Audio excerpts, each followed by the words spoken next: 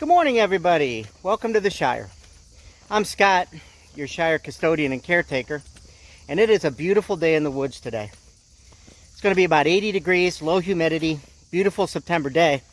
Start to see some fall colors in the trees. Bodie and I are just spending a little time down on the trails today. I want to do a little bit of trail cleanup. That's going to be the focus of our video. As we get started, though, I want to share a couple quick items with you. Number one, I want to welcome our very first channel sponsor, Gato Malo Coffee Company. Now, this is a micro roastery in San Jose, California, and I'm here to tell you, they probably make the best cup of coffee you'll ever have. Now, I'm a little bit prejudiced, because not only is it great coffee, and I love great coffee, the chief executive officer, owner, is our oldest son, Aaron. So he started this shop out in San Jose, California, to custom roast for his friends and co-workers, and it's expanded now to the website that I'll post up in the link. So I invite you to go take a look at that. The second item I wanted to show you was a brief 15-second video clip that I think you're really going to get a kick out of. I apologize, the quality of the video isn't that great, but when you see it, I think you're really going to be impressed. And then we're going to get some work done. So we'll be right back.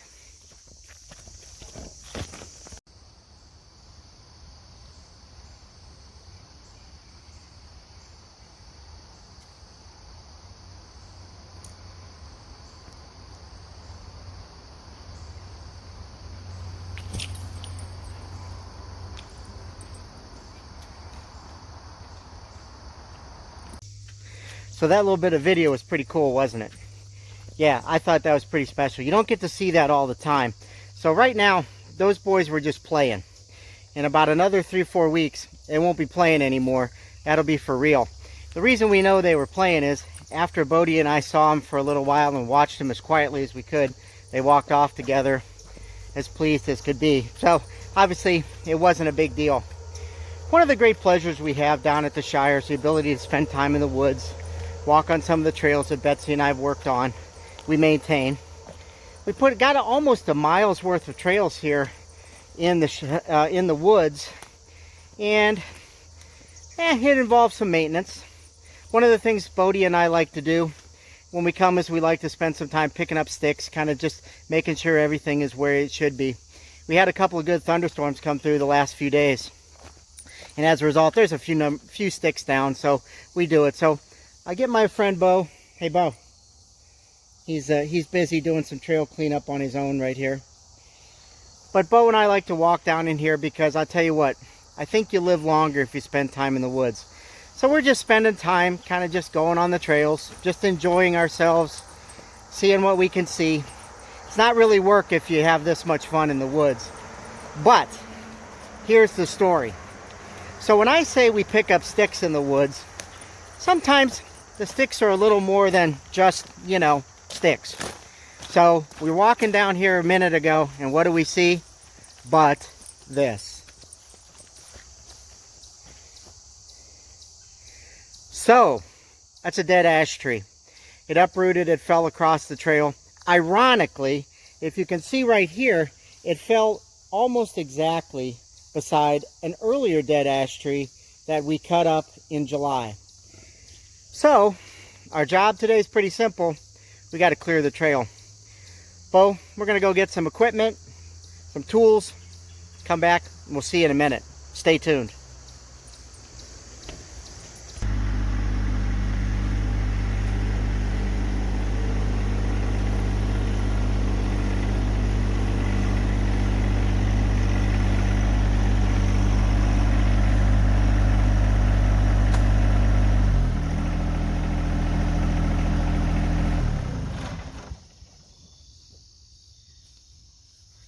Okay, everybody, we're back. Well, I went up and got some tools. I brought down Kermit, our John Deere 1025R tractor, and he's going to help us with this project today. And I also brought a couple other things I'll show you. I brought our Stihl 251C saw. It's a great little saw. It's one step above homeowners and one step below professional series. So it's nice and light, easy to use. I brought my Log Ox Pro. This thing is really good for getting a little bit of extra leverage on your work so you're not hurting your back. I brought a wedge. I'll show you how this works. This, when you cut with these, it saves you so much time. This avoids pinching your saw and doing those things that really take so much time and so much effort away from getting the job done. And then most importantly, brought my helmet. Now, I know this channel, I've said before, it is not instructional. It's inspirational, but if I can ever just jump into the instructional phase here, it's wear your helmets. When you're down in the woods, anything can happen, and it happens so fast that you just never really get much of a chance to really, you know, to get out of the way or do these things. So if you have a helmet on, it can make the difference of saving your life. Trust me, I know that one. So this challenge, this tree right here presents a little bit of a unique challenge for us. And what it is the fact that it's way too heavy in total length for Kermit to pick up. Plus, if we did, we couldn't move it anyways. So I'll show you here in a second what the total weight of this tree is. I use a program called Log Pro that allows you to estimate weight. And this tree right here is just a little bit smaller than the one that hit me back in 2019. But it's also a little bit taller. So strangely enough, it weighs in probably right around 2,000 pounds total weight. Might be a little bit less than that, but it's been dead for quite a long time, so we'll have to see. But what we need to do is we're going to need to do a couple of cuts here, cut this into a manageable length so we can get it out of here with Kermit, clear this out. Now I'm going to cut it into a big enough length. Maybe we're going to try to mill it later on. But let's just see what happens, okay?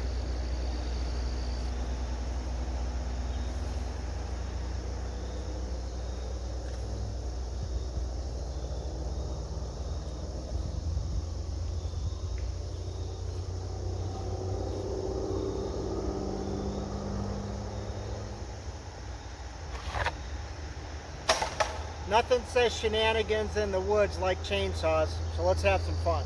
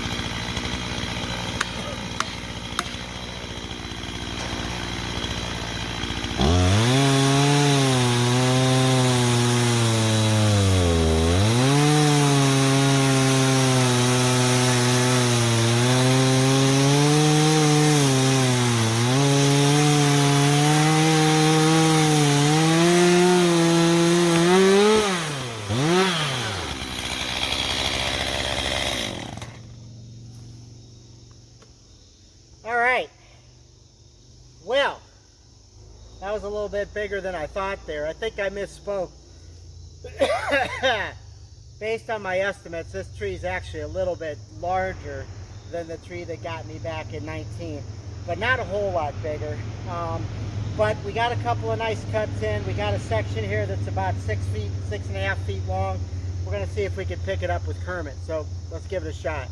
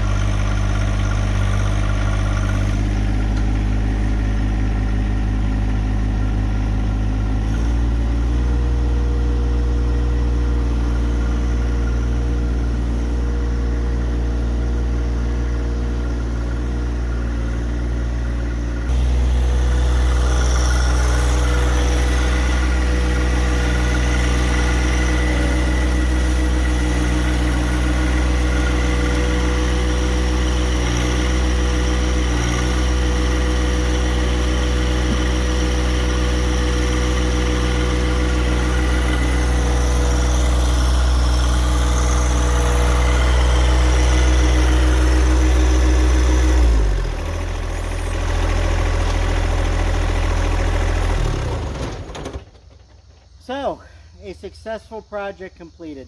We got the trail cleared. I only cut 3 sections out of that log right now because I got them stacked right over here. I'll take them up top maybe next week sometime. And there's a bunch more there to go to cut up. These are the best candidates here to maybe mill and get a little bit of decent lumber out of them. But the other stuff we're going to just cut up for firewood. So I'll probably just cut that into lengths down there, load it into the basket and take it up.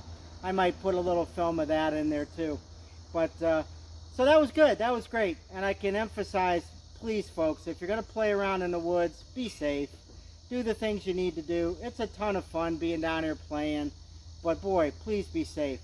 The other thing I was going to tell you is, why was that tree dead like that? Well, back in 2003, Ohio, unfortunately, we were subject to an invasive species called the emerald ash borer. And the borer would, these little larvae would come and they would bore through the bark of ash trees into the cadmium layer, and they would eat the cadmium layer. And what that layer does is that's how the tree is able to transport nutrients and water from the leaves to the roots, vice versa. So these larvae would get in there, they would eat, and you wouldn't really notice anything, but eventually you'd start to see the canopy of the tree start to get thinner and thinner. Eventually, one season, no leaves. It just dies. And the unfortunate thing is that they stay like that, and they'll stay upright for a very long time until the root ball rots just enough that they fall, that they end up falling over.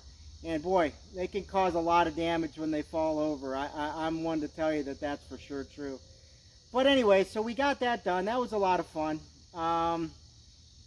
Yeah, so that's about it for today. We got our tasking done. I'm pretty happy about that. That wasn't too hard. Thank you to Kermit. Thank you to our steel saw and the good tools that we have with us.